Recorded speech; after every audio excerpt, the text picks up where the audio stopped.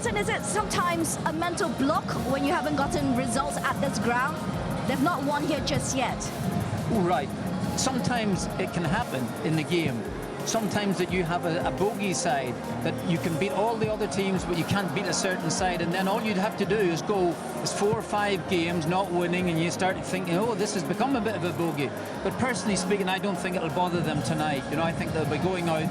I think Julian makes a really good point. Some of those games have been against managers who have just sat in, even at home. You know, but even in the FA Cup as well, it was Ange ball all over, and City found it difficult. Well, you know what? Every single time I'm working with you, you'll always come up with one better than me. I just think I've made a proper point, and you just kaboosh it completely. Absolutely. No, you're right. You're absolutely right. So no problem. So one up to you anyway. So, but I still think I'm going to go back to my point. I think you can have a bogey side, and it can gnaw at you for a little while until you put it right. How do you normally get over that then, as a manager, as a coach? By beating them.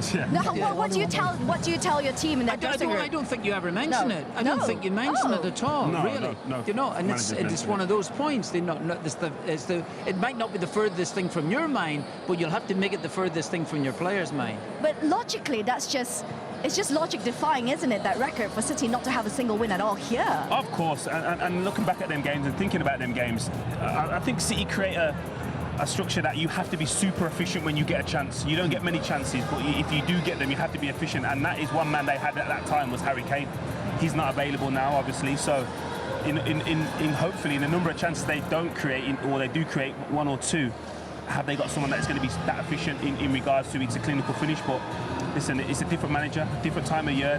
What's at stake is totally different for Manchester City.